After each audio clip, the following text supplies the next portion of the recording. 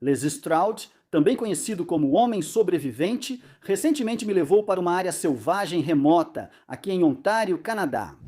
Cabana na floresta, a casa à beira do lago. Isso está ligado a dezenas de encontros com o pé grande. Mas isso não é apenas um pedaço aleatório de floresta.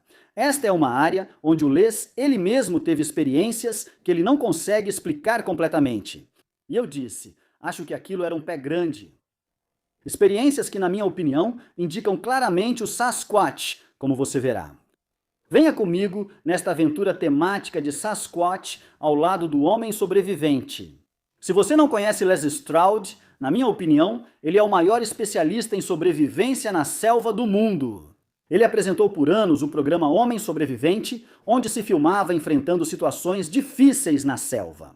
Ele praticamente criou o gênero de programas de sobrevivência na selva gravados por si mesmo. Na minha opinião, ele faz isso melhor e com mais autenticidade que qualquer um, mas não começou como um cara do pé grande. Ele se interessou gradualmente pelo assunto após vários eventos estranhos que o direcionaram a isso durante anos na selva sobrevivendo. É essa sensação, certo? É exatamente a mesma sensação. Você tem que determinar.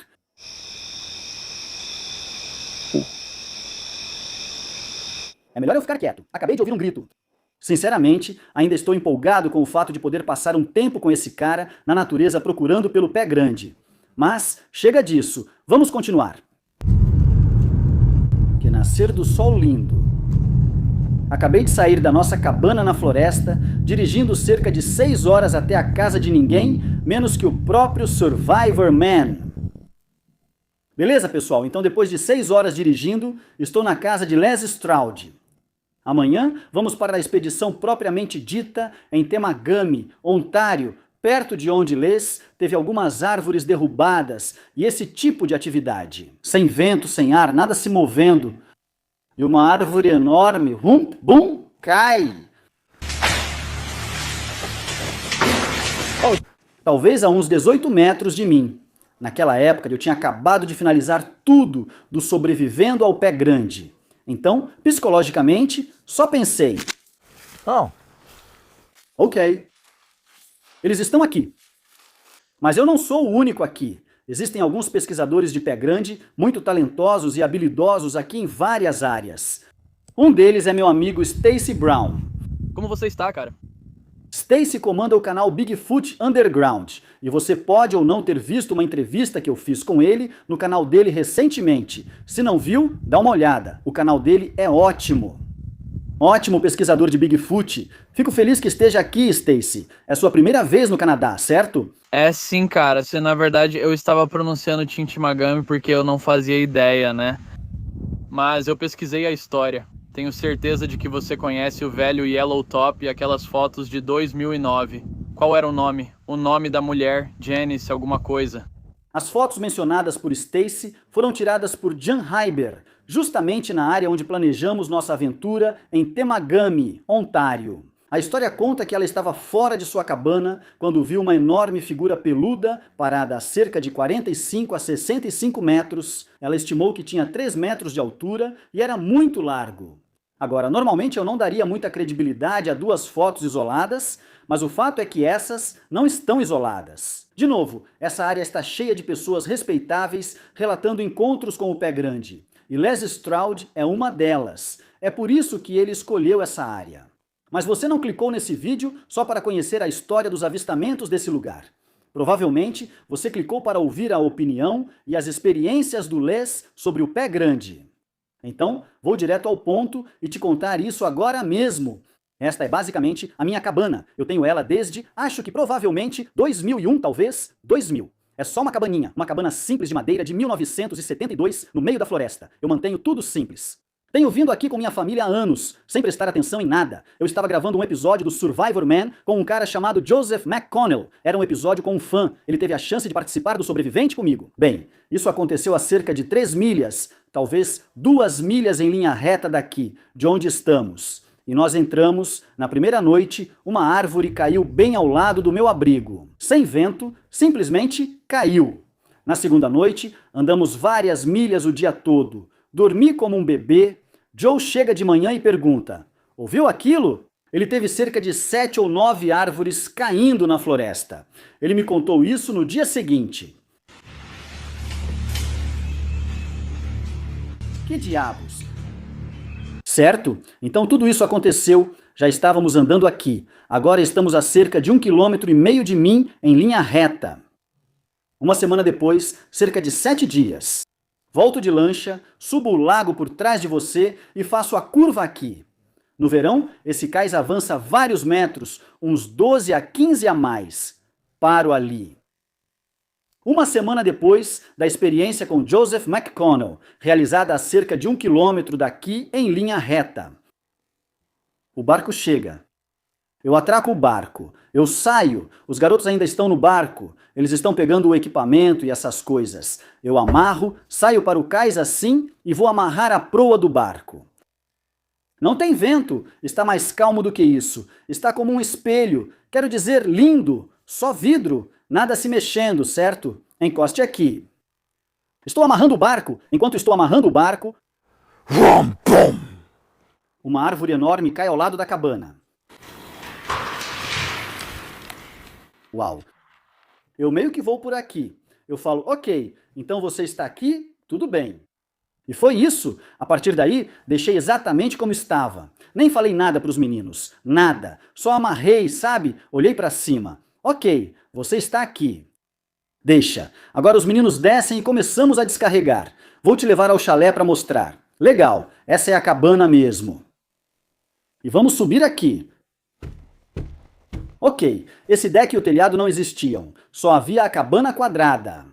Certo. E se eu me lembro bem, tudo o que tínhamos naquela época era um lance de escadas. É isso mesmo?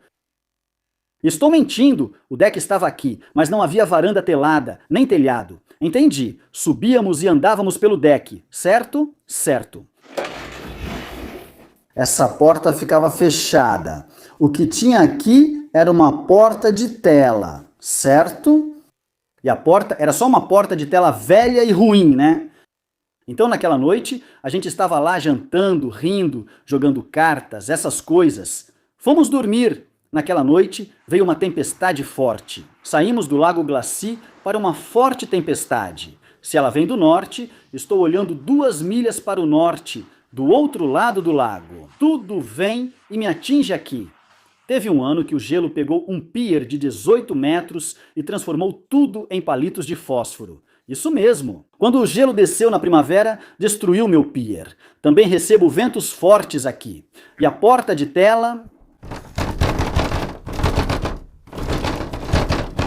fazendo algo assim. Bem, você está dormindo. A gente está dentro. Bem dormindo, é.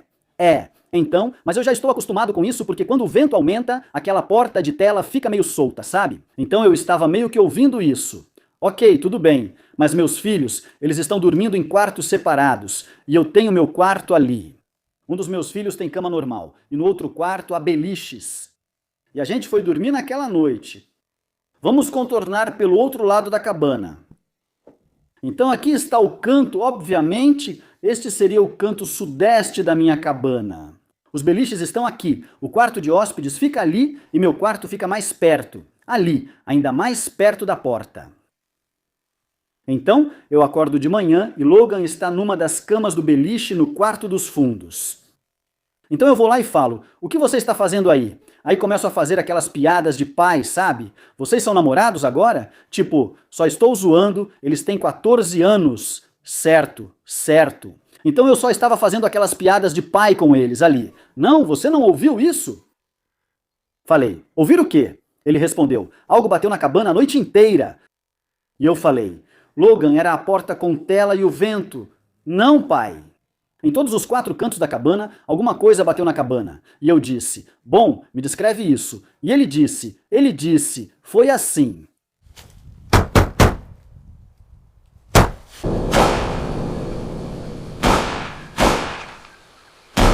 Sabe, algo assim. Certo, acontecia lá no canto mais distante. E aí acontecia nesse canto aqui. E ele continuava ouvindo isso. Certo. Então eu estou pensando, estou ouvindo ele contar essa história. E de novo, eu meio que questiono essa coisa da porta de tela. Tipo, olha, a porta de tela. Ele diz, pai, eu sabia, eu também conheço o som da porta de tela, pai. Certo? Não era a porta de tela. Algo estava batendo nos cantos da cabana. Então, se você me acompanhar ao redor dessa cabana, preste atenção em uma coisa. Não há galhos de árvore perto dessa cabana. Você pode ter um cara alto assim parado aqui.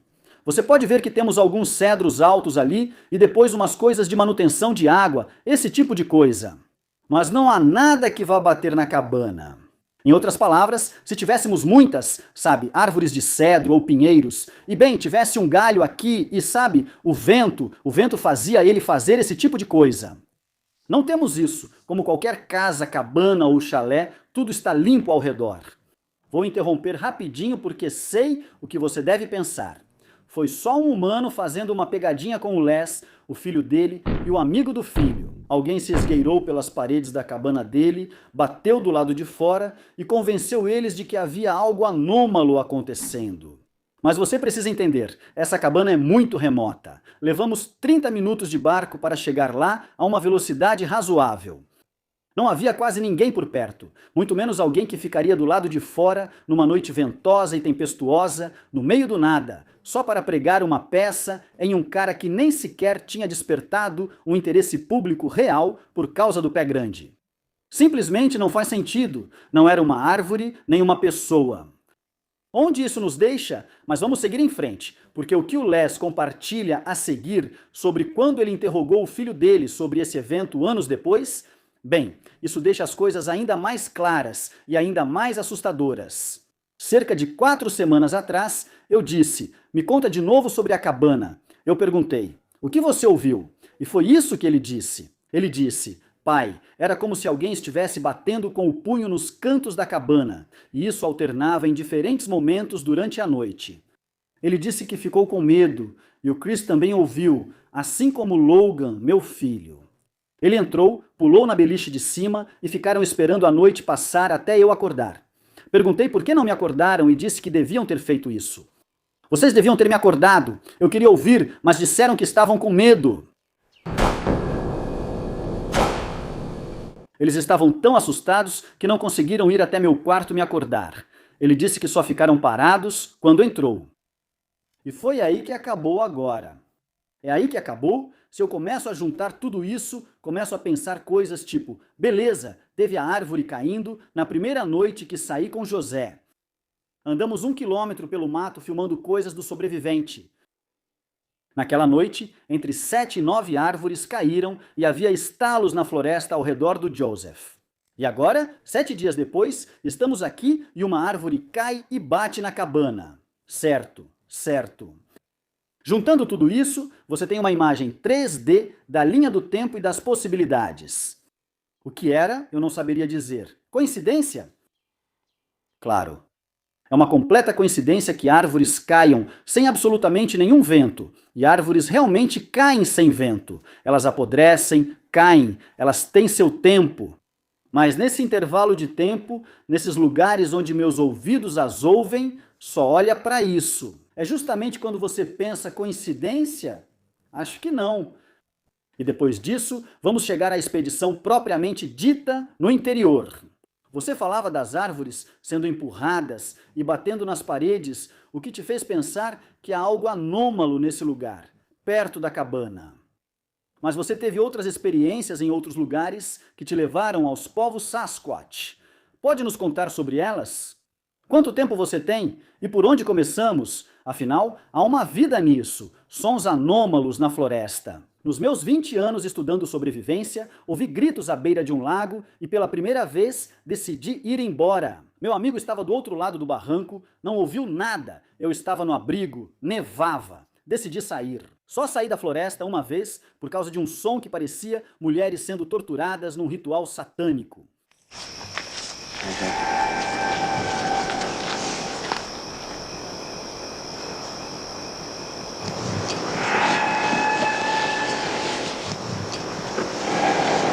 Coisa assustadora. Quem sabe? Quem sabe? Ursos não fazem isso. Talvez pareça que Les já contou todas as histórias, mas ainda restam algumas que estou reservando para o final do vídeo. Algumas são possivelmente ainda mais assustadoras e intrigantes do que você ouviu até agora. Mas, por enquanto, eu realmente quero falar sobre a expedição em si, porque algumas coisas legais acontecem lá também.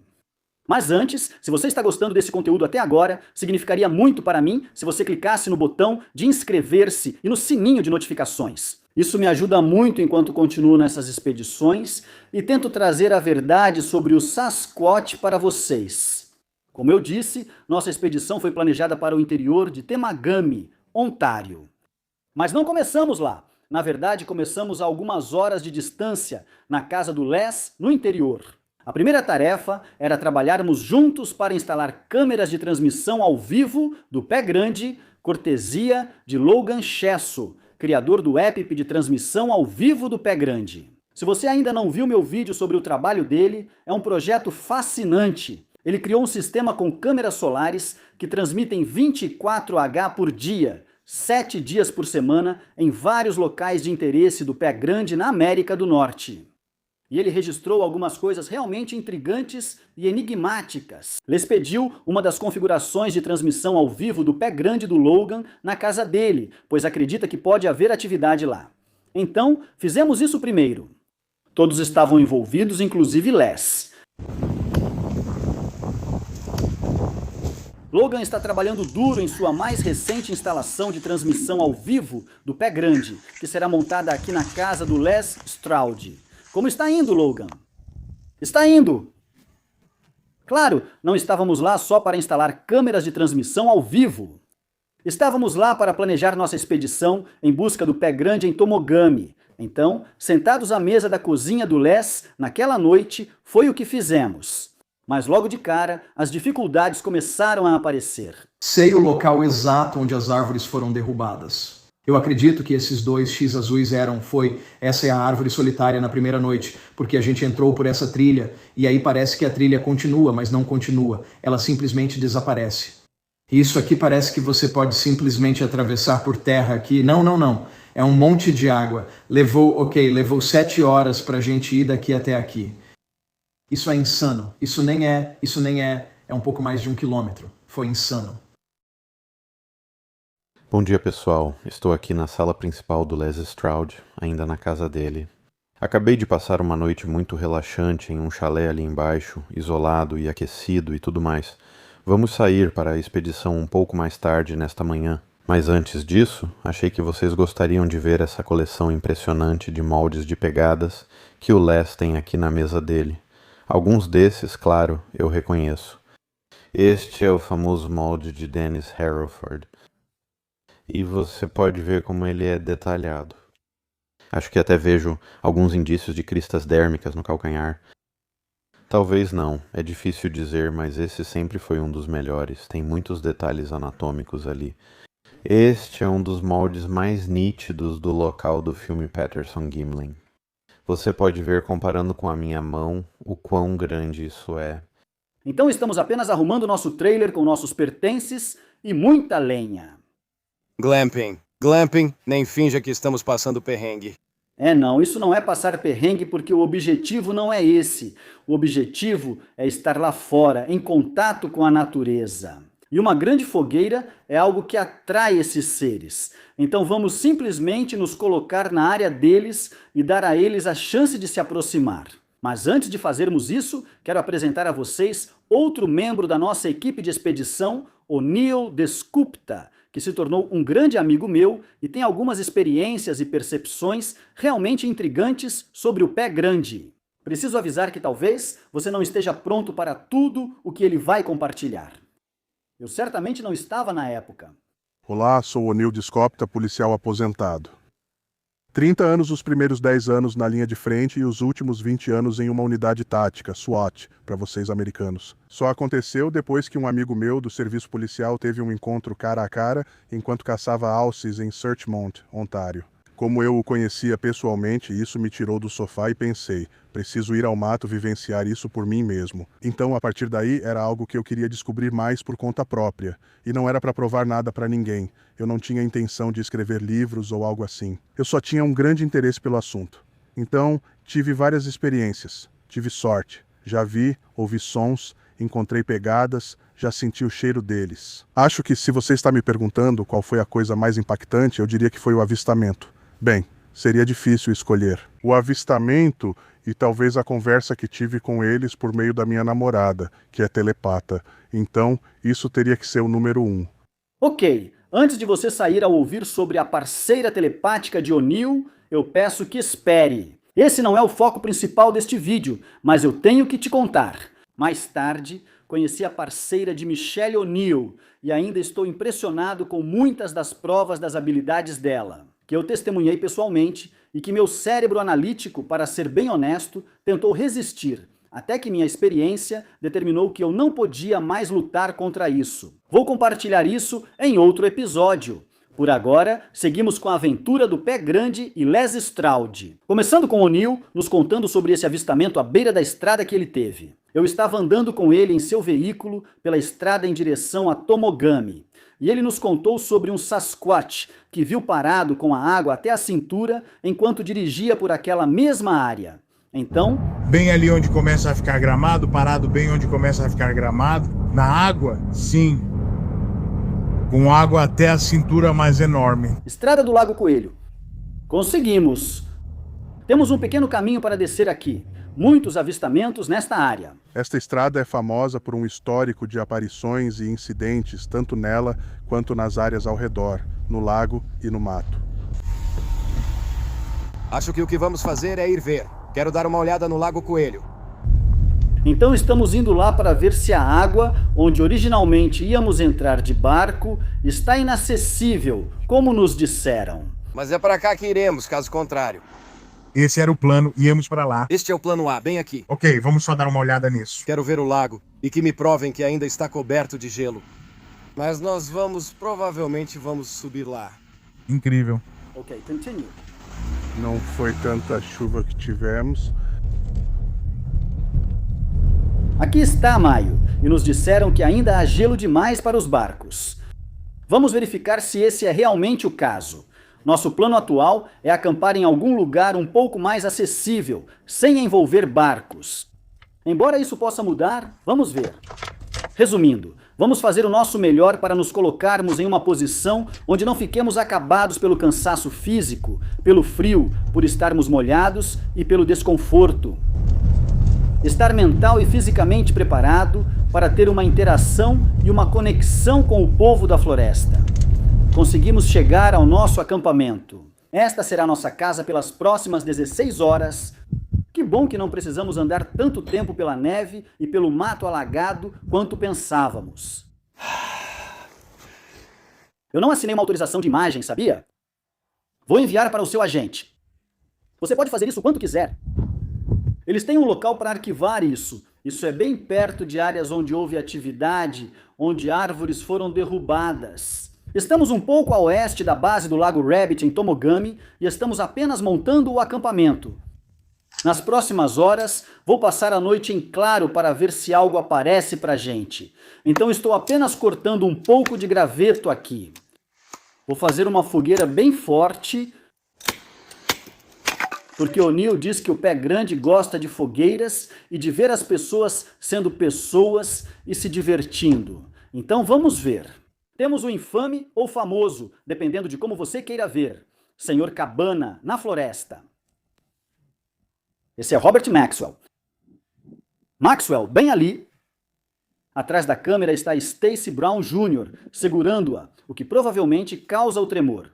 Eis o contexto.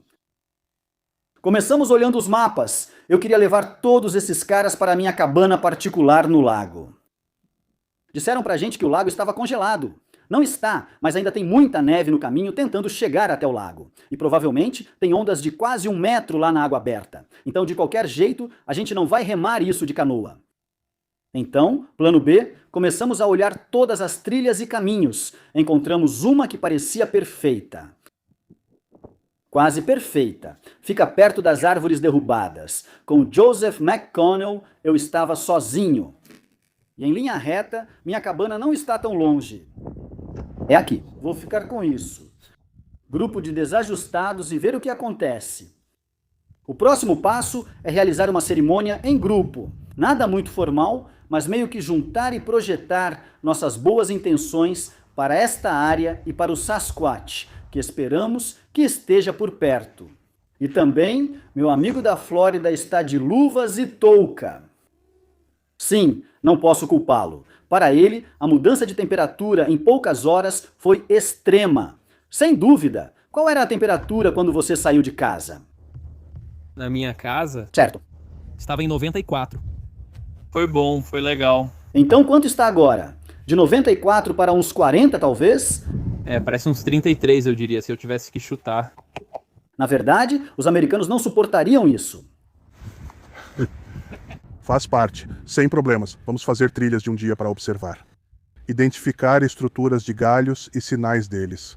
Considero o local perfeito para passar a noite. Pretendo fazer trilhas antes de escurecer, acender a fogueira e talvez sair um pouco no escuro. Mas o fogo vai atraí-los. Sempre acontece comigo, então vamos torcer. Nunca se sabe com o pessoal do Sasquatch. Eu costumava ir à floresta à noite, para ser honesto, caçando eles ou procurando sinais. Você pode conseguir alguma interação, como uma batida ou grito, mas para se conectar, deixe claras suas intenções, seja respeitoso ao oferecer o tabaco e talvez diga algumas palavras. Trago uma oferenda de tabaco indígena. Pedimos permissão antes de entrar na floresta, sempre com respeito. E assim começamos da maneira certa. E então, com as intenções certas, só conversando numa boa. Se eles estiverem interessados, eles virão nos ver. Não preciso de faca, uso as mãos normalmente. Eu não quero fazer esses caras se sentirem mal. Então quero pedir permissão e uma bênção aos espíritos da floresta e ao povo Sasquatch. Obrigado por nos permitir entrar em sua floresta. Por favor, nos abençoe e nos proteja. Ofereço este tabaco como um presente para vocês. Agora, na verdade, se não se importar, pode nos explicar esse processo, onde você aprendeu? Por quê? Na verdade, aprendi isso com Kiwani Lapserdis, que teve várias interações com o povo Sasquatch ao longo de um período de 60 anos. Passei muito tempo na floresta, então era fácil para mim acampar e entrar na natureza para procurar e interagir com o povo Sasquatch. Foi em setembro de 1979, em Wisconsin, numa fazenda, que um Sasquatch começou a falar comigo telepaticamente.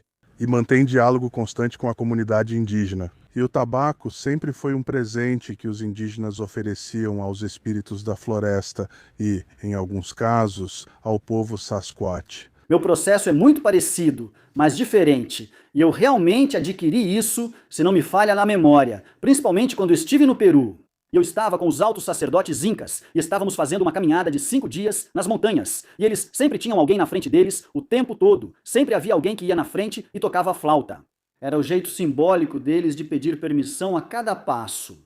À medida que passamos da estrada para o mato, do mato para a trilha, dessa área de pedras para aquele campo, cada lugar tem sua própria energia consciente. E por isso, o pedido constante é como sim, você está entrando nessa casa, mas é quase como passar por uma série de casas. E toda vez que você avança, pergunta, posso entrar? Muito obrigado, obrigado, obrigado por isso. E sabe, eu adotei isso e nunca perdi. Então eu olho para uma encosta, olho para uma floresta, e se eu digo que estou pedindo permissão, o que isso realmente significa? É divertido? É legal? É só uma questão de fazer uma pequena prática espiritual? Não. Para mim, é uma conexão verdadeira com o ser senciente. Então sim, para algumas pessoas isso já é ir longe demais, mas eu vou fundo nos conceitos da senciência das árvores, das plantas, claro, dos animais, e claro, das pessoas da floresta. Nesse momento, fomos fazer uma caminhada ao redor da nossa área de acampamento, procurando por qualquer possível indício de Sasquatch. No começo, encontramos apenas sinais normais de animais, mas não demorou muito para outras coisas começarem a aparecer. O Survivorman examina fezes. Não, isso não é ruim. Provavelmente é apenas uma raposa bem grande. O quê? É uma raposa grande. Se não for grande, sabe de uma coisa? Isso é novinho. Não, não é. É tipo não, é lince, lince, é lince. Agora, o que ele arranhou ao redor do chão? Isso está derretido.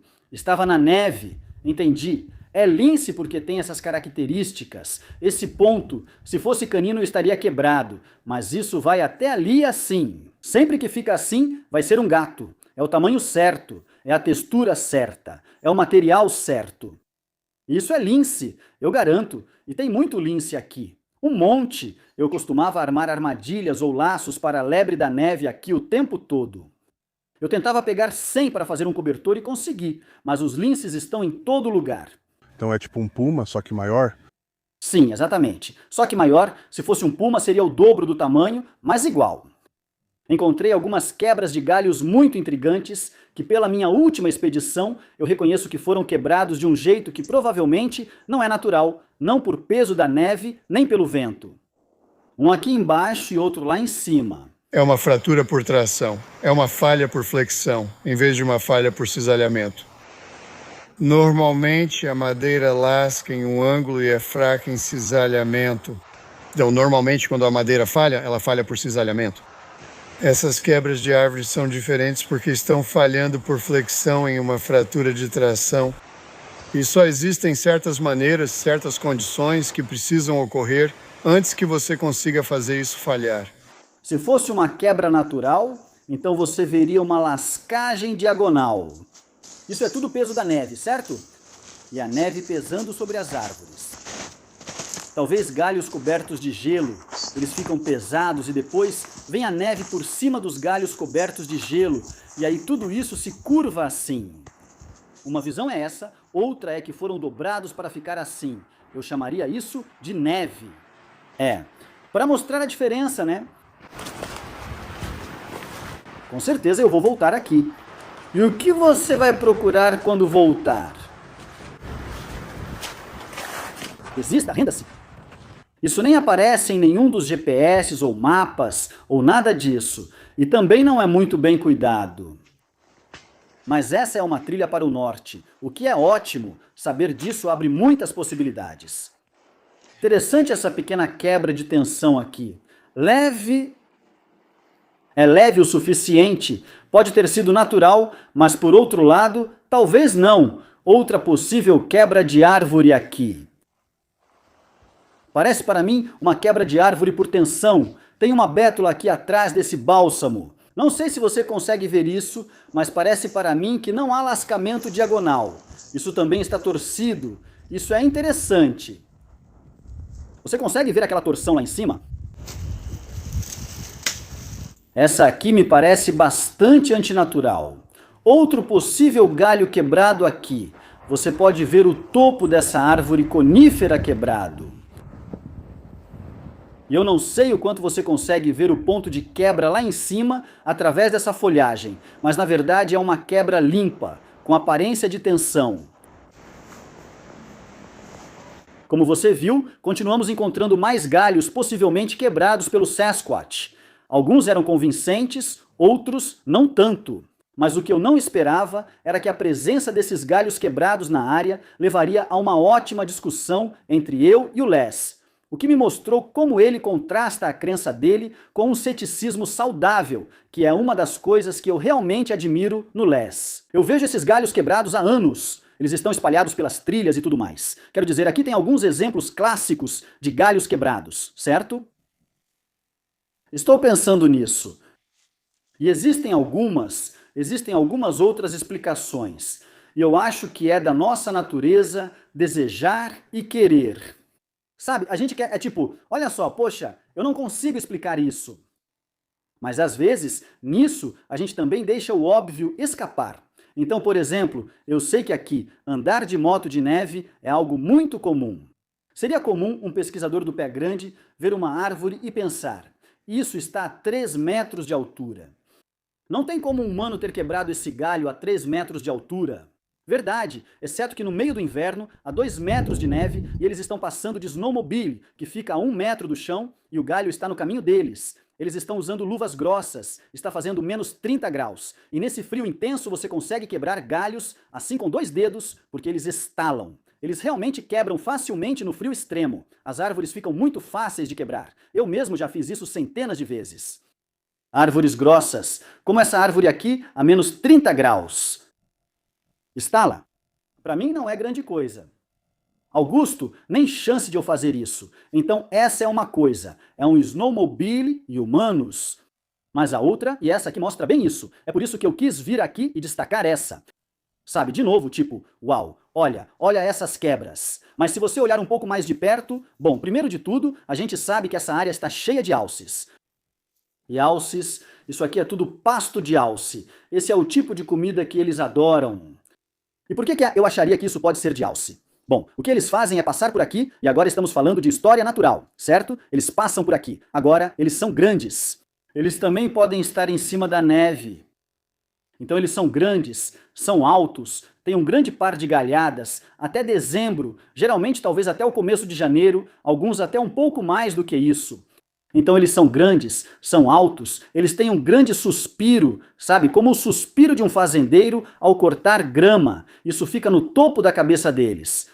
Eles pegam algo assim e eles simplesmente puxam para baixo e dizem, menos, mais, ok, mais. Olha, todas as pontas estão cortadas. Isso é tudo broto de alce. Todo caçador vai dizer que é um alce mordendo isso, aquilo ali. Então, isso desce com um chifre.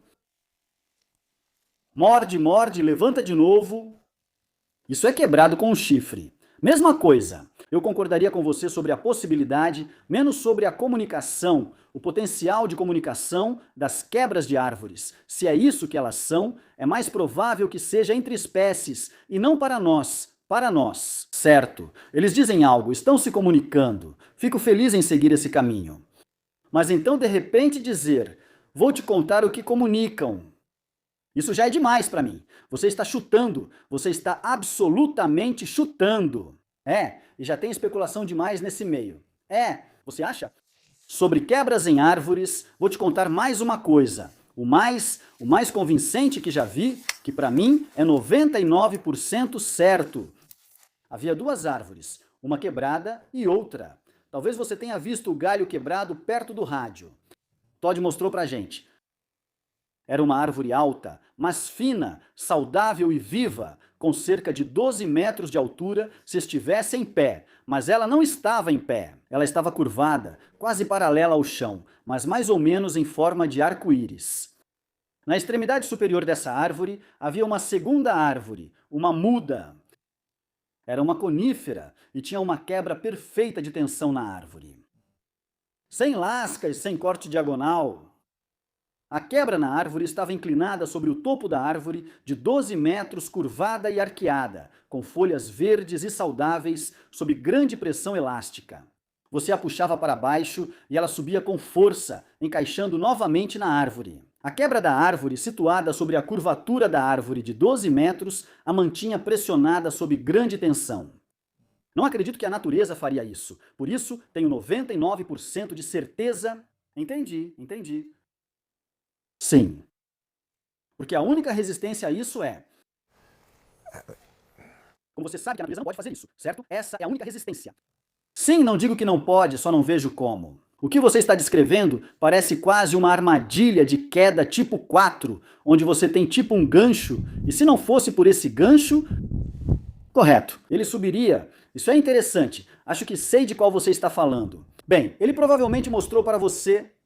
Sim, eu me lembro disso. Eu lembro que tinha um e era tipo, bem, aquela coisa ainda está viva. Bem, eu mesmo puxei aquilo para baixo. E quero dizer, eu não teria querido estar com a mão em cima quando aquilo voltou com força e bateu no galho da árvore que estava segurando. Aquela força teria quebrado meus dedos. Beleza, vamos lá, vamos relaxar. Aliás, caso você não tenha ouvido, Les está atualmente trabalhando em um documentário sobre Sasquatch, que vai abalar o mundo. Chama-se A Questão do Pé Grande. Será lançado perto do Natal de 2026. Mal posso esperar para ver. O Les até me mostrou algumas prévias nessa viagem. E posso te dizer, esse filme vai realmente quebrar paradigmas quando se trata do nosso entendimento sobre o fenômeno Sasquatch. Então, não perca! Fique por dentro acompanhando regularmente o YouTube do Les. O nome do canal dele é Survivor Man Les Stroud, assim como em todas as outras redes sociais dele. O projeto é totalmente financiado pela campanha do Les no Kickstarter, o que significa que ele não tem nenhum produtor determinando exatamente qual história deve ser contada. Tudo depende do Les e de sua abordagem aberta e honesta em relação a esse fenômeno estranho. Se quiser apoiar a produção pelo Kickstarter do Les, deixarei o link na descrição abaixo. Posso te garantir, com base no que vi e no que conheço da abordagem do Les, que vai valer muito a pena apoiar e esperar por isso. Por volta do Natal de 2026, fique ligado e acompanhe o canal do Les. Vai ser incrível. Estou aqui sentado no nosso acampamento com um chá selvagem feito com ervas colhidas por este cavalheiro. Vamos ver como está o sabor. Fresco, com gosto de pinho. Sucesso! Eu não sei. Lembre-se, você conheceu o bombeiro caçador de touros por causa de um peru. O cara falou pro Bubba antes de ir embora: toma cuidado, tem algo rondando o meu acampamento à noite. Ah, e o nome dele também era Bubba. Então ele ficou tipo, beleza, sem problema. E foi aí que eu acho que meio que seguiram ele de volta pro acampamento dele. No dia seguinte, luzes e sirenes causaram grande confusão com guardas florestais e polícia. Aquele cara com quem esbarramos foi destroçado e seu acampamento destruído. Encontraram o corpo dele, isso mesmo. Então Martin Grove disse: acho que fui a última pessoa a vê-lo. A gente não saiu para caminhar na floresta à noite procurando pelo Sasquatch. Minha experiência mostrou que esse método não funciona.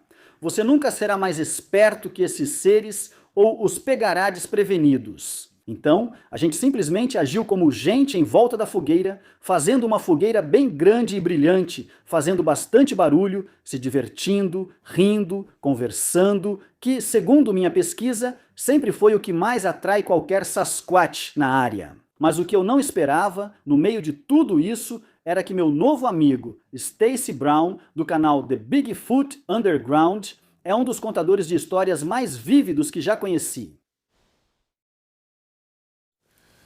Então a gente sobe nesse Kawasaki Mule e eles levam a gente para dar uma volta pela propriedade. Sabe, eles falam tipo, o investigador do BFRO teve um avistamento aqui, alguém foi rosnado aqui e por aí vai. Subimos até o topo da colina, no fundo da propriedade deles, cruzando uma ponte e subindo uma ladeira íngreme até um grande círculo no topo. Bem, eles pararam o mule e caminharam uns 2 metros para dentro da floresta, e lá estavam essas pequenas estruturas, e elas são pequenas. Elas estão quase do tamanho do meu joelho agora. Mas elas são bem detalhadas, sabe? A gente pensa, ok, essa senhora fez essas coisas. Sabe, ela é só uma velhinha solitária, tanto faz. Eles mostram essas coisas e alguns arcos pra gente. E tinha uma coisa que a gente chamava de escala, e eram algumas árvores que estavam arqueadas, e tinha um galho deitado por cima. Certo? E parecia uma daquelas balanças antigas, sabe? Mas enfim, a gente volta para onde vamos ficar e eles nos deixam lá. E era na cabana onde aconteceu o esfaqueamento. Então, para chegar na cabana onde aconteceu o esfaqueamento, você tinha que descer por uma estrada cercada de pinheiros plantados. Aí você chegava em um lugarzinho arredondado e tinha uma cabana lá. Parece coisa do Jason Voorhees ou do Massacre da Serra Elétrica. É o pior tipo de lugar para acampar, né? Aí anoiteceu, a gente saiu para dar uma volta, tentar caçar o pé grande. Bom, voltamos para aquela colina perto da balança. E a gente está sentado na lateral da colina que desce para um barranco. Tem um riacho pequenininho ali e depois sobe de novo. Ficamos sentados lá por cerca de 1 hora. Como eu disse, era novembro e as nozes de nogueira estavam caindo. Mas a gente percebeu que elas estavam caindo morro acima, tipo, elas quicavam morro acima. E aí eu tinha um daqueles termovisores industriais para procurar algum ponto com defeito em um fio ou algo assim. Sabe, ele tem uma tela na parte de trás. E eu estou só passando o termovisor. E do outro lado do barranco tem um pequeno grupo de árvores. Nada em que você conseguiria se esconder. mas tem uma assinatura térmica enorme atrás delas, e é tipo 2 vezes o tamanho das árvores. Então a gente fica assustado, ficamos tipo, uau, beleza, vamos voltar. Agora daquele ponto até o nosso acampamento, se você seguir as trilhas, sabe, dá mais ou menos 1,5 milhas. Mas o que a gente não percebeu é que era só 2 morros depois. Enfim, voltamos pro acampamento e ouvimos passos. Agora tem um riacho que corre de oeste a leste e ele se junta com outro que corre de norte a sul e fica lá embaixo daquele morro. E então ouvimos passos. Em novembro, com todas as folhas caídas, pisá-las faz muito barulho. E chegou ao ponto em que eu pensei, ok, eles estão brincando com a gente. Eu vou pegar eles. Então eu pego minha lanterna e aponto a luz para a árvore atrás da qual os passos pararam. E eu falei, você tem que sair, sabe? Você não pode ficar aí para sempre. Quando eu digo que fiquei com a lanterna apontada para aquela árvore por 10 minutos, eu ficaria surpreso se tivesse ficado por 8 minutos. Quer dizer, 10 minutos, né? E aí eu penso, caramba, sabe? Deve ser um esquilo ou um guaxinim, alguma coisa subiu naquela árvore. Eu subo de volta à colina e assim que chego no topo de novo, os passos começam de novo. Ele esperou eu sair, certo? E isso continua acontecendo, né? Estamos ouvindo galhos quebrando, grunhidos, sabe? Chegou a um ponto em que eu falei, deixa a gente em paz, sabe? Eu disse isso para a floresta. Agora veja bem, nesse momento eu já tinha pegado minha pistola e estava com ela na cintura, que era uma Ruger Red Hawk 44 Magnum niquelada. Dava para ver ela. Não entendo por que alguém continuaria uma brincadeira se a outra pessoa está assustada e armada. Mas eu estou dizendo para a floresta, por favor, nos deixe em paz. Pare, não tem mais graça, sabe? Voltamos e nos sentamos. Eu estou sentado no cooler. Meu amigo começa a beber, o que íamos beber de qualquer jeito, certo? Mas porque eu estava com medo, eu não queria mais beber. Pensei, talvez precisemos sair daqui. Algo assim. A gente estava conversando sobre algo. E então a gente começa a ouvir tipo uma respiração pesada. Tipo assim, né? E a gente olha pra cima e bem na beirada da luz da fogueira, bem onde ela alcança tipo uns 10 metros, né? E lá está parado ali. Ele olha pra gente por, sabe, o que pareceu uma eternidade, mas provavelmente não foi tanto tempo assim. Ele apenas se vira e vai embora. Não diria que tinha 2,5 metros. Acho que tinha entre 1 metro e 82,5 metros, mais ou menos nessa faixa. E muito magro. As pessoas dizem muitas vezes que parecia humano.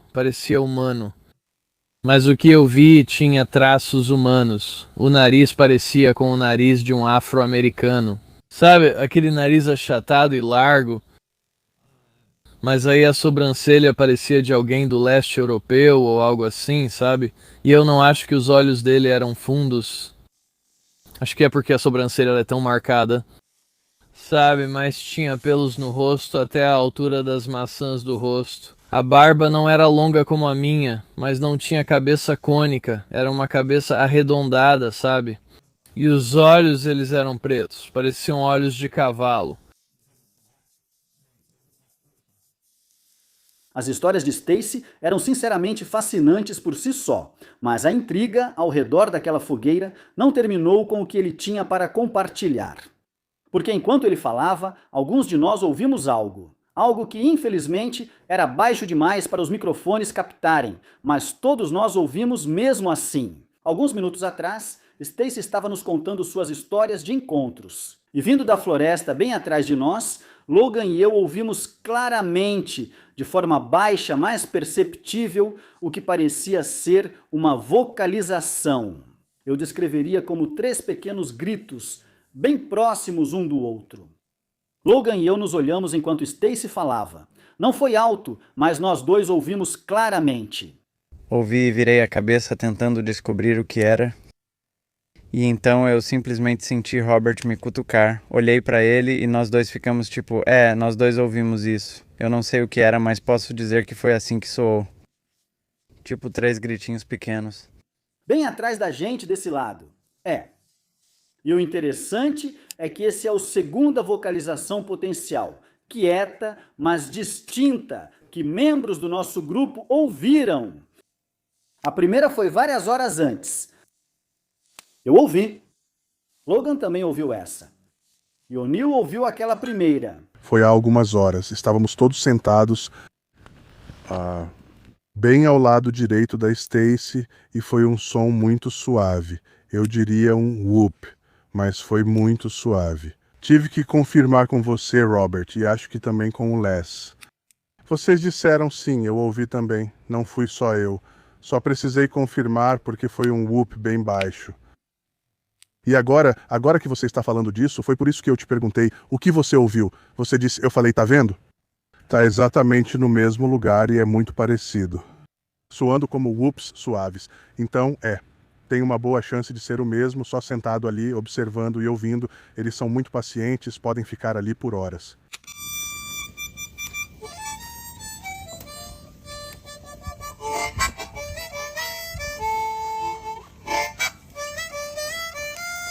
Nós sentamos e ouvimos por um tempo depois disso, mas infelizmente nada mais aconteceu. Os Sasquatch da região não estavam prontos para se expor além daquela pequena sequência de whoops que tínhamos ouvido. Olhei ao redor da linha das árvores com minha câmera de visão noturna para ver se via algo. Depois nos divertimos e ouvimos música. Escreva um livro. Sim, está bem no seu coração, sim. Não é algo que eu diga, quero escrever um livro. Eu vou escrever, porque eu não suporto ler. Preciso de um audiolivro ou algo assim, porque gosto de estar em movimento. Você ouve em áudio? Algumas pessoas gostam de ler como eu. Sei que muita gente também gosta. Não, sério. Muita gente só faz áudio.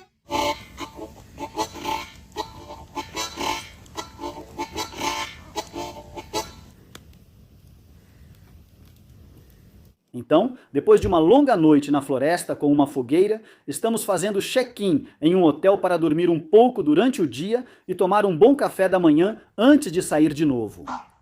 Vai ser um alívio bem-vindo. Pronto.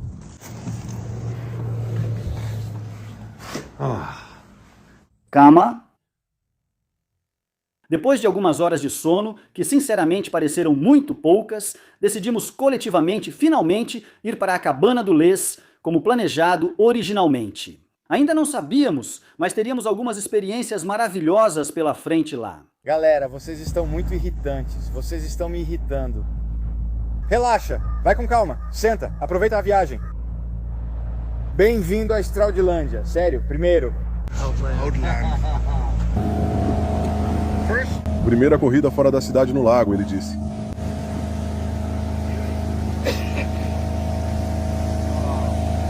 Lá vamos nós. Stacy está usando minhas calças térmicas porque está acostumado com a Flórida. Cabana na floresta na Casa à beira do lago.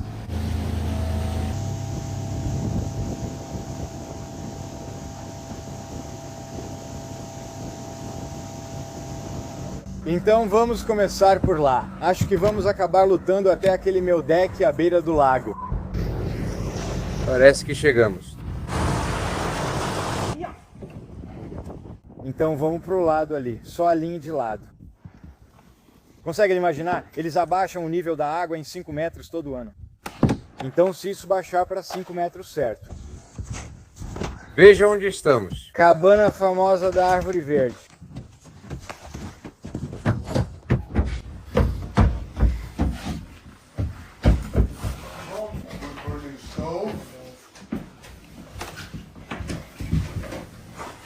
O que estamos fazendo, Sr. Go?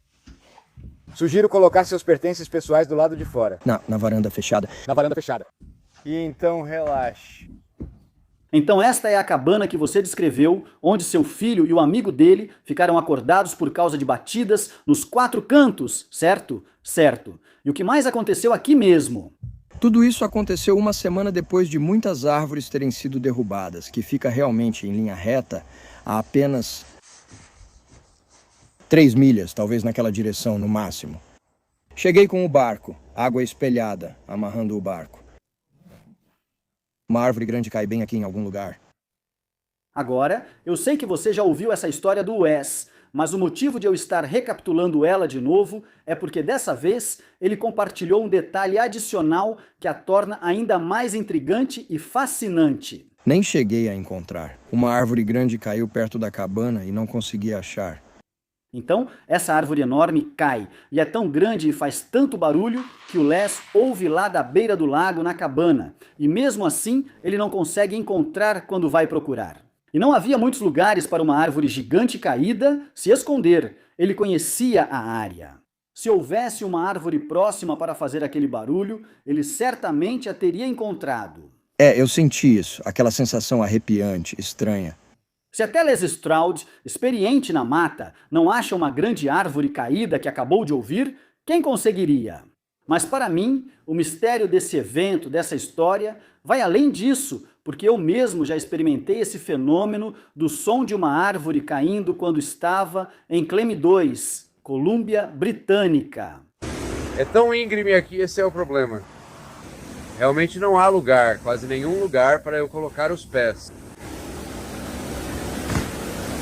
O mesmo lugar, aliás, onde o Les também teve algumas experiências e gravou um dos episódios de Sobrevivente, Bigfoot. Uma árvore acabou de cair ali. Uma árvore muito grande. Quero especular um pouco sobre isso e discutir mais com você, Robert O'Neill e o pessoal. Mas as coisas estão desmoronando. É uma daquelas situações em que a gente não deveria estar aqui agora.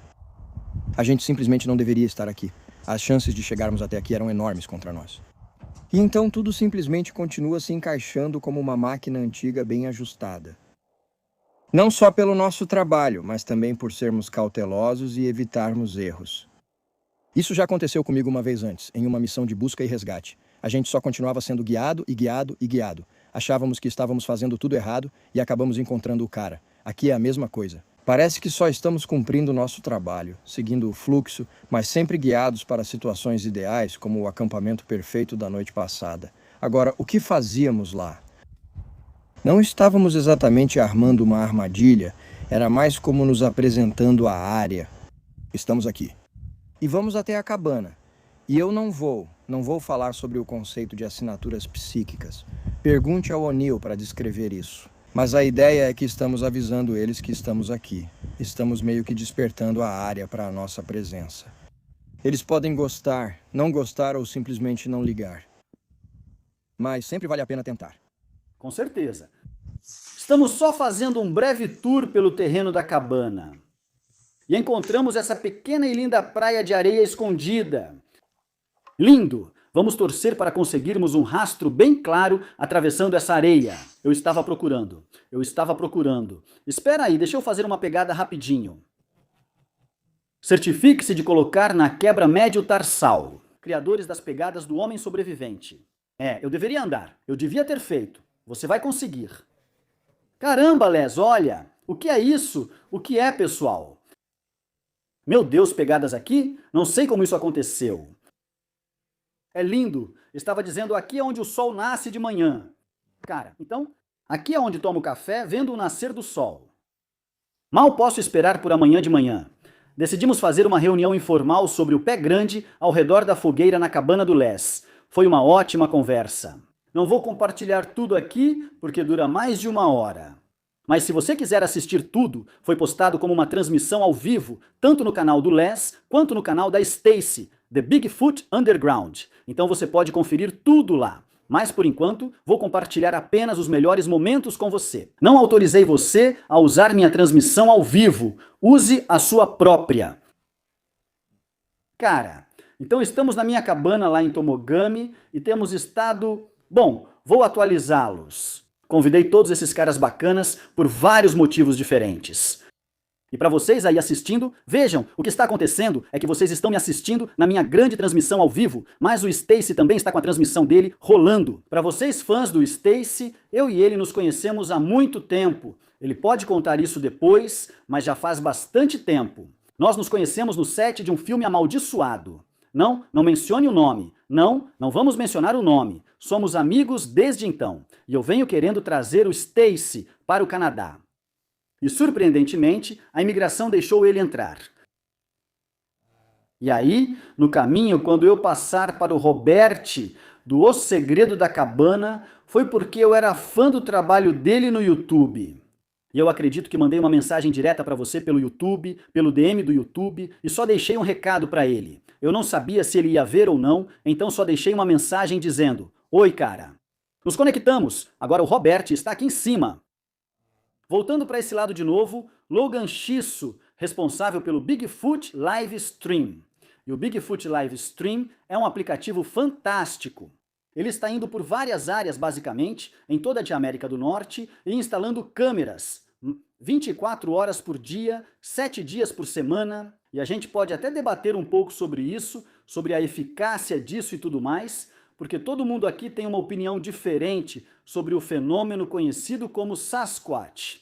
E à minha esquerda está O'Neill. O'Neill e eu nos conectamos anos atrás por e-mail, quando eu estava fazendo Survivor Man Bigfoot. E uma pequena digressão rápida aqui. Para aqueles de vocês que estão na minha transmissão ao vivo, eu vejo algumas coisas, tipo, cara, ele ainda está fazendo aquela besteira de Bigfoot? Se você não gosta desse assunto, desse fenômeno, então vá assistir Severance na Netflix. Mas isso somos todos nós. Eu pensei, sabe, por que não convido esses caras que eu conheço um pouco? Acho que conheço Stacy melhor. Por que não os convido para vir até aqui? E a ideia era vir aqui para Tomogami, para minha cabana, nas mesmas datas em que estive aqui antes, filmando o episódio de Fã do Sobrevivente com Joseph McConnell. E tivemos batidas na cabana e nas árvores, árvores sendo derrubadas, e esses acontecimentos malucos. Então a época do ano é agora, mas isso foi há uns 10, 11 anos, muita coisa pode mudar. Certo, então é isso. O time do Stacy, o meu time, vocês estão todos atualizados e eventualmente o time do Roberto ali também. Todos vocês estão por dentro de como viemos parar aqui. Mas indo direto ao ponto agora, uma das coisas que tenho feito ultimamente é tentar parar de usar certos termos. Eu sou um grande fã do trabalho do Cristóvão Noel, mas nunca escondi que não gosto de usar termos que diminuem a profundidade do fenômeno. Então, se estamos falando de fala mental, quando na verdade estamos falando de telepatia, diga telepatia, não diga fala mental. Fala mental parece coisa de Senhor dos Anéis ou algo fantasioso, entende? Quando falamos em pé grande, na verdade usamos um nome criado nos anos 1950 após um artigo de jornal. E realmente soa muito cômico, sabe? E acabou se tornando algo engraçado. Agora, eu chamei o filme de A Questão do Pé Grande e provavelmente não vou voltar atrás nisso. E há um motivo para isso, porque para mim é uma interrogação, inclusive em relação ao próprio nome. Tipo, por que chamamos de pé grande? E você descobre que na verdade é só uma referência boba da cultura pop norte-americana. Sasquatch é uma versão anglicizada de um termo da língua salish costeira, que provavelmente nem conseguimos pronunciar direito. É como eu tentando falar espanhol, não consigo enrolar a língua. Acho que é o mais perto que consigo chegar. Bom, e você sabe, isso remonta a centenas de anos, então como eles realmente diziam, né? A gente não sabe, mas a gente pegou o termo. Acho que, de certa forma, pelo menos é melhor do que pé grande. Sabe, é com os Dene no norte, Bakwa é para a costa oeste, Cleme também é, todos esses nomes diferentes. É por isso que como eu disse, é por isso que eu chamei esse filme de A Questão do Pé Grande. Por quê? Mas há tantas perguntas, e como eu disse, até mesmo o título. Se eu pudesse escolher, haveria uma tendência geral de se afastar da versão cômica que todos nós vemos por aí e ir mais na linha de peraí, um segundo.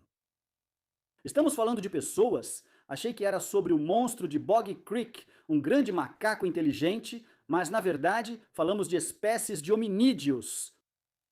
Não Homo sapiens, mas bem próximo disso. Na verdade, quando a gente pensa nisso, eu não quero entrar no buraco do coelho, do DNA e tudo mais, mas quando você olha para a possibilidade de compartilhamento de DNA através da cópula, definitivamente é uma possibilidade, mas eu já estou falando demais. Faz sentido. A gente se inclina para o lado das pessoas selvagens da floresta. Todas as culturas indígenas falam disso. Li algo de 1855, e é exatamente isso que dizem. As pessoas selvagens e peludas que vivem na floresta. Eles nos mataram, nós os matamos. Eles nos sequestraram, nós os sequestramos. Nós trocamos com eles, nós guerreávamos com eles. Isso não me parece coisa de gorilas, sabe? O que você acha disso, Robert? Bem, para acrescentar a isso, você está completamente certo. O termo historicamente entendido, quando traduzido para o inglês entre as dezenas e dezenas de tribos norte-americanas, historicamente seria traduzido como homem selvagem ou homem peludo. Eles entendiam algo que nós perdemos de vista por causa do ridículo que está associado ao termo pé grande. E o que eles entendiam era que esses seres eram uma forma de pessoas. Novamente, a condição de pessoa, distinta da condição de pessoa do Homo sapiens, é um ser com agência, com capacidade de raciocínio e que age com verdadeira inteligência em vez de instinto animal. Mas isso vai além apenas dos povos indígenas do nosso continente. Se você olhar para relatos antigos, documentos, registros e crenças históricas de praticamente todos os continentes do mundo, você encontra entendimentos equivalentes. Os nativos das Ilhas Salomão, por exemplo, falam de 3 tipos diferentes de gigantes cobertos de pelos, de vários tamanhos, personalidades diferentes, significados espirituais distintos. E ainda assim, o fio condutor em tudo isso é que esses são outro grupo de pessoas nas montanhas, nas florestas. No geral, não é boa ideia se misturar com eles. Não é bom ir a certos lugares como ser humano depois que escurece. Não é bom fazer certos barulhos em determinadas áreas, porque aquelas outras pessoas lá em cima têm certas regras e nós coexistimos com elas. Com esse entendimento delicado que existe em todo mundo. Acho que você sabe, isso é algo que considero muito mal compreendido ou pouco conhecido. Estávamos falando sobre isso mais cedo. Na América do Norte, sempre achamos que somos o centro do universo, o centro de tudo. E você pensa em todas as coisas relacionadas ao pé grande na América do Norte. E ainda assim o público em geral não sabe que isso na verdade empalidece em comparação com a quantidade de interações e relatos, e assim por diante, que existem. Nas montanhas do Cáucaso, na Sibéria russa, no Tibete, no Sudeste Asiático. Lá, como você disse, sim, sabemos que eles estão lá em cima, só não vamos lá, ficamos longe deles. E aqui nós temos, sabe, talvez haja 500 encontros por ano, dos quais podemos ouvir falar, mas isso não é nada comparado ao resto do mundo. Na verdade, há muito mais acontecendo no mundo. Bem, o resto do mundo, mas também o resto da história, sabe? Antes da Era Moderna, um grande equívoco se misturava com a maneira ridícula com que a sociedade vê o fenômeno do pé grande é essa ideia de que é um fenômeno moderno, que, digamos, de 1950 em diante, alguns lenhadores que queriam se divertir inventaram o termo e o conceito.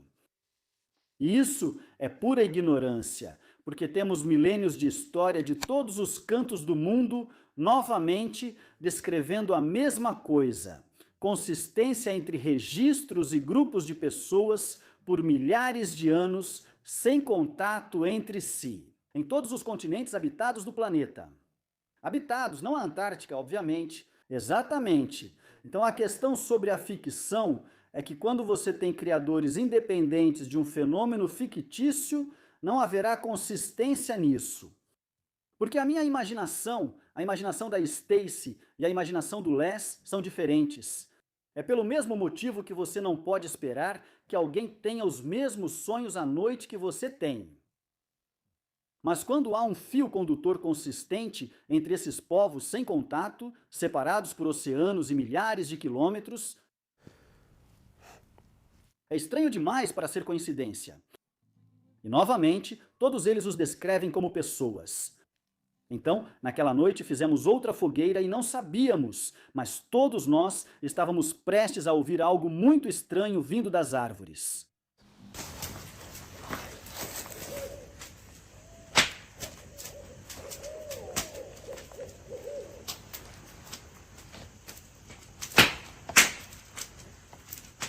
Agora, calma aí. Eu sei que o que você acabou de ouvir eram claramente corujas barradas, mas havia outro som misturado com as corujas.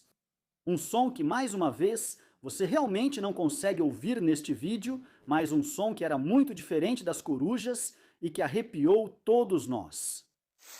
Não, aquele não era o mesmo. Aqueles são imitações. Eram as corujas, corujas, corujas, e então teve aquele som. É completamente diferente. Eu ouvi, soou estranho. Parecia uma risada. Uau! Amém? Acho que sim, mas essa não parecia nada com as outras. Eu ouvi, não era nem parecida. É isso que quero dizer. Tem uma risada rolando ali? Você já ouviu uma coruja fazer isso? Não. Eu nem consigo te dizer que pássaro noturno faz esse som. Sei que parece que estamos lá, vamos nós de novo, mas tem ouvido esses corujas todos os anos em que estive aqui?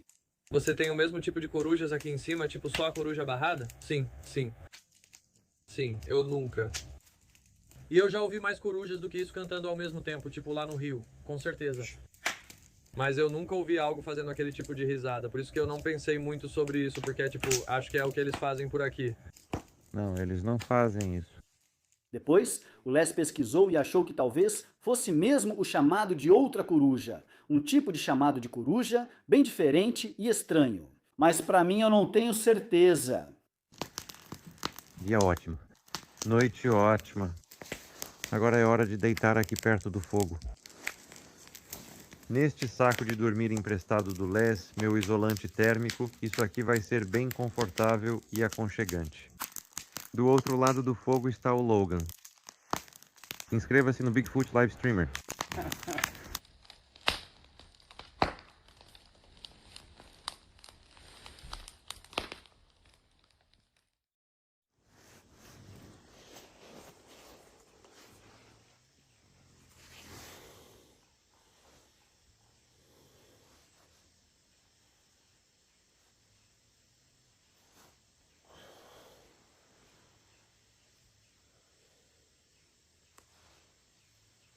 Quando acordei no chão, todo duro e dolorido porque já fazia um bom tempo que eu não dormia no chão, eu não percebi, mas eu estava prestes a sentir um grande arrependimento por causa do que Les e Stacy tinham visto na noite anterior. Quando, ao invés de irem dormir como eu e Logan, eles foram fazer uma caminhada noturna até o lago. O que viram era fraco demais para qualquer celular captar, mas ambos têm quase certeza de que era real. Você me levou até um lugar na floresta ontem à noite. Quer falar sobre isso ou guardar para o filme? Quer dizer quando você segurou minha mão porque estava com medo? Posso falar sobre isso, sim. Sim, as luzes que vimos enquanto estávamos sentados naquele banco. Sim, a música que você estava tocando, de novo, eu não quero dar spoiler do que você fez, mas a música que você tocou, por assim dizer, foi poderosa. E eu estava ouvindo ela ecoar pelas árvores. E comecei a pensar, cara, se tem alguma coisa aqui fora agora, não tem como não ouvir isso, certo? Não tem como isso não afetá-los. Então a gente continua andando, seguimos em frente e eu te levo para um dos meus pontos de observação especiais. E claro, está tudo escuro, né? Lembra? É tipo, você consegue ver o lago e no começo eu não consegui. Não consegui ver nada no começo, certo? É só escuridão, sabe? Mas quando você disse, você viu aquelas luzes, você viu aquela luz. Sabe? Na hora lembrei do meu tempo com Devon Mason e pensei em orbes. Fiquei tipo, você está vendo um orbe? Não te falei isso, mas pensei, sabe? E então você viu outro. Eu não sei do que você fala, mas aí eu vi um. Quando digo que vi um, o que significa? Eu estava olhando para um? Não. Era como se estivesse na sua visão periférica. É como... Isso, sabe? Então... Sim, foi realmente. E um estava simplesmente ligado e desligado. Tudo bem. Então, vagalumes. Todo mundo assistindo isso agora, ouvindo a gente conversar, está pensando, vagalumes, caras. Tipo, vocês sabem de alguma coisa? Primeiro de tudo, não é a época certa do ano. Eles ainda não apareceram. Segundo, os vagalumes têm um pulso característico. Eles emitem certas cores. Eles são muito maiores. Esses aqui, eu não sei o que eram. Só posso dizer que o tamanho do que eu vi era como pequenos pontinhos de luz. Pequenos pontinhos brilhantes de luz. Isso não é vagalume, certo? E eu vi 3, 2 meio que atrás da sua cabeça. E o da minha esquerda, estava brilhante. Tipo, sabe? Então, se fosse só você que viu, você diria, bom, ele estava sem fôlego, vocês subiram uma ladeira. Era uma visão meio cintilante, porque ele estava recuperando o fôlego, algo assim, mas não foi só você. Eu também vi. E nós dois comentamos, e teve a coruja que passou bem atrás de nós ali, foi bem perto. E você percebeu que a gente não falou sobre isso. Você viu que as corujas cantaram em vários momentos e lugares naquela noite. Uma coruja estava atrás de nós, mas não fez o som clássico. Uhul. Ela não fez isso. Ela só fez uhul. Sim. Foi diferente de todas as outras. Estava bem atrás da gente, e então vimos as luzes. Bem, outra coisa, vimos luzes de cores diferentes. Quando você disse hoje que eram brancas, fiquei surpreso, pois não tínhamos comentado sobre isso. Não. Sabe, você viu elas, não foi? Eu vi elas como verdes, mas sou daltônico. Podiam ser vermelhas, ok. Mas eu percebi elas como verdes. Você percebeu elas como brancas. Percebi sim. O que é isso? Sabe o que quero dizer? Tipo, eu não entendo. E eu falei para um amigo meu, Ryan, essas coisas parecem existir aqui, na nossa visão periférica. E muito raramente você tem a chance de olhar diretamente para isso, mas está sempre aqui, sabe? A luz. E ontem à noite foi a mesma coisa. Eu estava, sabe? Aí eu só fiquei tipo, a gente estava conversando e falando sobre música e tal. Eu parei de mencionar isso. Tipo, eu parei de falar, ei, você viu aquela? Você viu aquela? É um pouco só, vamos só continuar fazendo isso, mas aquele era um lugar especial, então... O que a gente faz com isso? Alguém ouvindo isso? O que essa pessoa faz com isso? Você só aceita como é. Como falei, não estávamos chapados, bêbados ou sem fôlego de subir uma colina. Estávamos apenas sentados tranquilos. Só estávamos fazendo as mesmas cerimônias que você já realizou antes. E nós dois vimos pequenas luzes brilhantes voando ao nosso redor, em um lugar onde não deveria haver vagalumes, numa época do ano em que não deveria haver vagalumes. E não parecia nem um pouco com vagalumes. Temperatura, eu não sei. Vagalumes, com certeza não eram. Isso é. Aqui no Canadá isso acontece em junho. Certo. Então, o que eu vi à minha esquerda não estava tanto na periferia. Era um pouco mais, sabe? Eu diria, que horas seriam, sabe? Tipo 10h30. Era um pouco mais 10h30 do que 9 horas, sabe como é? Certo. Então, e esse foi forte. Tipo, era tão brilhante que eu pensei, não tem como confundir aquele. Sabe, os outros dois tipo, não sei. E também não houve efeito de sugestão ali, porque eu já tinha visto um enquanto você falava sobre ver um. Certo, então não sei, cara. O que você acha disso? Não sei. Acho que era isso mesmo, acho que era pra ser assim. Sabe, porque você também me perguntou, por que você escolheu esse lugar? Como você achou essa árvore? Porque estava fora da trilha. Sabe o que quero dizer? O lugar onde eu fiz minha parada. E foi assim, eu estava andando na trilha, aí veio aquela sensação de, vai ali, vira aqui. Então esse é o seu instinto, certo? Isso é ser guiado. E mesmo que nada aconteça, não importa porque é você seguindo o seu instinto, certo? Sabe? E eu acredito que raramente as coisas dão errado quando você segue seu instinto. Estou aqui na margem, depois de passar a noite do lado de fora, no chão, perto da cabana do Les, aqui no Lago Rabbit. Foi uma noite e uma experiência maravilhosas. Não tivemos nenhuma atividade significativa. Houve um grupo de aves que em determinado momento estavam cantando juntas, como um grupo. Teve outra vocalização enquanto estávamos ao redor da fogueira que soou estranha, parecia uma risada. Achamos que também poderia ser uma coruja fazendo outro tipo de chamado, mas foi estranho, foi uma possibilidade. E então tivemos aquelas vocalizações fracas na noite anterior, no outro local, mas não houve muita atividade.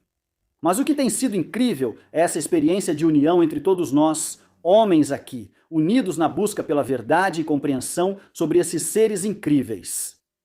Criando laços e, sinceramente, irmãos para a vida toda, a beleza e a harmonia disso. Meu amigo Stacy disse hoje cedo que esse é o verdadeiro presente do Sasquatch nesta viagem, e concordo totalmente. Estávamos arrumando as coisas e nos preparando para deixar a cabana, pois a expedição terminava. Mas eu prometi para você mais histórias intrigantes de Sasquatch contadas pelo Wes. Então, aqui estão. Outra vez, mais tarde, tive andando até a minha barraca. Então eu tinha alguma coisa do lado de fora da barraca. Isso acabou de me acordar. Estava escuro, eu e minha esposa ouvimos isso. Então fiz o típico de guia. Só nós dois, no meio do nada, no norte do Canadá. E eu falei, ei, urso, urso. Eu disse isso? Não, sabe de uma coisa? Deixa eu voltar atrás. Acho que o que eu realmente disse naquela hora foi simplesmente urso da. Nós estamos aqui. Assim, certo? E como guia, você sempre fala, ei urso, mas eu acho que falei isso, e então parou. Então eu só ouvi. Então faz sentido, e então só... E ele se virou e foi embora. E eu disse para minha esposa na época, isso faz anos, 1990. E eu disse, acho que era um pé grande. Sem saber de nada, é como ser criança lendo Eram os Deuses Astronautas, ouvindo sobre Seth Harrian, Hendersons e o Homem de 6 milhões de dólares. Acho que era um pé grande. E até mesmo minha esposa, na época, disse, eu sei, nós éramos muito experientes em história natural, não era um alce, não era um urso andando nas próprias pegadas, não era isso. Eram passos pesados, bípedes, chegou a uns 9 metros, talvez 12 metros da barraca. Ainda me arrependo muito de não ter aberto o zíper da barraca, mas quando aquilo se aproximou, congelei. Dava para sentir no chão. Pensei, droga, acho que estava enrolado no saco de dormir. Lembro de pensar, preciso fazer barulho só para alcançar o zíper. Seja o que for, vai embora. Eu não sei. Sua lógica, vai entender? De madrugada, bípede podia ser um vagabundo aleatório ou um condenado escondido. Eles vivem aqui. Há condenados na floresta que sobrevivem roubando mochileiros e cabanas. Isso é realmente assustador. Nesse sentido, deixa eu perguntar, você descreveu uma vibração vindo do chão de um jeito que dava para sentir pelo piso da sua barraca. Você acha que algum ser humano, mesmo um lutador de sumô, teria massa corporal suficiente para fazer isso acontecer? De jeito nenhum, mas isso não importa na sua cabeça naquele momento. Não importa qual lógica você deixa passar pelo cérebro, pela peneira que é o seu cérebro. Não importa porque suas emoções querem explicar isso. Sabe? E o medo, o pensamento de que pode haver um ex-presidiário por aqui, sabe? E meu Deus, por acaso estamos no valezinho dele, onde ele está escondido há 15 anos? Isso é algo conhecido. Vou colocar dessa forma. A primeira ideia é, isso é um pé grande. Isso não vem imediatamente para quase ninguém. Você começa a racionalizar todas as outras possibilidades. Então agora vamos avançar para o Alasca. Agora eu sou o Survivor Man, na minha melhor forma, estou arrasando pelo mundo todo. O gênero agora foi, você sabe, lançado e definido. E eu estou no Alasca, e não estou lá por causa do pé grande. Eu não estava, ainda era só um hobby passageiro, tipo, seria tão legal se eles existissem. Seria muito legal. Se existisse um macaco grande, inteligente e peludo, né? Não seria legal? É aí que sua mente começa a viajar. Você não pensa em outra espécie de homo, nem em outra raça de hominídeo, tipos humanos bípedes. Não é nisso que você pensa. Você está pensando em lenda de Bog Creek. É até aí que sua mente vai, a menos que você se aprofunde no assunto, pelo menos naquela época. Estou no Alasca como homem sobrevivente, isso aparece nas cenas. Já falei isso várias vezes. Você pode. Você me vê filmando minha cena fazendo uma cama de grama, e eu fico parando e olhando para longe. Simplesmente volto para isso, ouvindo apenas estalos. O que eu estou pensando é, será que tem um urso pardo? Cara, penso assim, o caiaque está ali, o urso pardo também. Se precisar correr, será que consigo? Começo a pensar como um cara da floresta. Penso em segurança, praticidade e ações pragmáticas caso um urso pardo apareça interessado. Mas também penso que ursos pardos não fazem esse barulho nos arbustos. Você pode ter um urso preto ou pardo em cima de você? E lembre-se, eu não suporto pessoas com medo da vida selvagem. E sabe, ursos são assassinos. E sabe, se você seguir o caminho do Joe Rogan, tudo quer te comer. Eu, de jeito nenhum. Sei como ficar aqui fora sem arma, talvez só com spray de pimenta em áreas de urso pardo. Mas eles podem aparecer de repente, chegando em segundos sem você perceber. E um urso pardo não vai fazer craque, craque, craque, craque, craque, craque, craque, craque. Isso não vai acontecer. Urso pardo não faz isso. Bem, talvez um alce. Um alce poderia fazer isso. Um alce pode pisar e fazer estalos. Então, os alces têm uma maneira interessante, é um paradoxo na forma de se mover pela floresta. Eles podem atravessar a floresta e você nunca saberia. Eles meio que flutuam, quero dizer, 500, 550 quilos passando pela floresta e você nem percebe. Ou eles passam como Dumbo, o elefante, quebrando galhos sem se importar. Já os vi fazendo barulho sem saber que eu estava lá, estalando e desajeitados. Quero dizer, alces podem morrer ao atravessar o gelo de um rio porque são desajeitados. As pessoas veem muita beleza, perfeição e furtividade na vida selvagem, mas animais selvagens também cometem erros. Eles caem, esquilos caem das árvores, certo? Alces morrem porque atravessaram o rio errado. Então pode ser um alce. Tudo bem, sem problemas. O que aconteceu, como já contei, provavelmente foi o que mudou tudo. Eu ouço algo, digamos, a uns 10, 15 metros de altura, na árvore. Eu ouço aquele gorila enorme. Mas eu acabei de fazer isso, né? Você tem que imaginar uma cavidade enorme, cheia de ar e com potência vocal, sabe, 10 vezes mais alto do que isso. Certo? A área inteira simplesmente reverberou com esse som. Mas se fosse só uma vez, tudo bem. Então agora eu paraliso. Dessa vez eu já tinha guardado as câmeras e terminado minha cena como sobrevivente. Agora eu paraliso. Bem, não faz isso de novo 5 vezes. 5 vezes seguidas. Fez isso para por uns 10 segundos, 15 segundos, faz de novo. E eu fico tipo, e agora estou pensando, a câmera está atrás de mim a uns 10 metros. Se eu pudesse só apertar gravar e pegar o som pelo menos, eu literalmente estou pensando nisso agora. Se eu pudesse só pegar o som, e parte de mim pensa assim, eu posso pesquisar depois e descobrir, sabe, se era um urso pardo ou não, sabe, parte de mim está pensando nisso. Vou pegar a câmera e no momento em que me mexo, ouço um baque no chão e é como se um trem estivesse passando pela floresta, quebrando galhos e fazendo barulho, indo para longe de mim. Agora, se eu olhar agora para o mapa, e você mesmo pode ver isso, olhe para o braço Toroca do lado de fora, ao sul de Homer, Alasca, em Toroca, vá até o final, na margem sul, onde um rio deságua. Foi lá que eu estava. E se você olhar, eu não percebi onde eu estava. Era quase como uma espécie de península. Então ele teria ido, ou teria voltado para a floresta principal, quando estava fazendo aquele estrondo e fugindo. Bem, tudo bem. Então foi isso que aconteceu. Depois disso, Robert, falamos sobre eu filmar Survivor Man Bigfoot. E não temos tempo para eu contar todas essas histórias, mas eu gostaria de resumir da seguinte forma. Eu comecei procurando por um grande e inteligente macaco da floresta norte-americano, e depois ouvindo sobre coisas como viagem dimensional e alienígenas. Sabe? E então eu percebi, uau, minha cabeça ficou assim. Sabe? Uau, eu achei que estava entrando só nesse fenômeno interessante. Me põe no meio do mato. Talvez existam macacos inteligentes por aí. Era nisso que eu pensava estar me envolvendo. Agora estou vendo isso, e no Texas, naquele episódio, você me vê sentado em uma árvore. Eu me encosto nela e digo, o que você tem aqui é Vou de um extremo ao outro e tudo entre eles.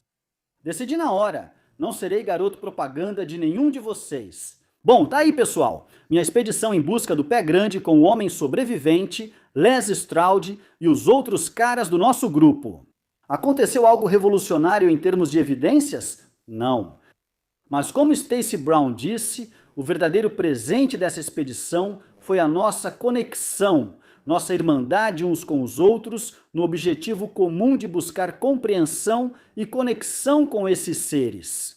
Isso é algo que levarei comigo para sempre. Se você gostou deste vídeo, por favor, deixe seu like, compartilhe com sua família e amigos e se inscreva no Cabana na Floresta e ative o sininho de notificações. Caso queira me apoiar mais, deixarei o link do meu Patreon na descrição. Lá você acessa conteúdos e conexão exclusivos comigo. Confira o canal de Les Stroud aqui no YouTube, assim como o Submundo do Pé Grande, que é o canal de Stacy Brown. E confira a transmissão ao vivo do Pé Grande na App Store. Não esqueça de proteger suas informações pessoais com o Incogni. 60% de desconto no plano anual em incogni.com, /, ou incogni.com, cabim. Obrigado por assistirem, pessoal. Eu realmente agradeço a cada um de vocês por estarem aqui, curtirem, compartilharem e comentarem. E estou ansioso para ver todos vocês no próximo episódio aqui na Cabana na Floresta.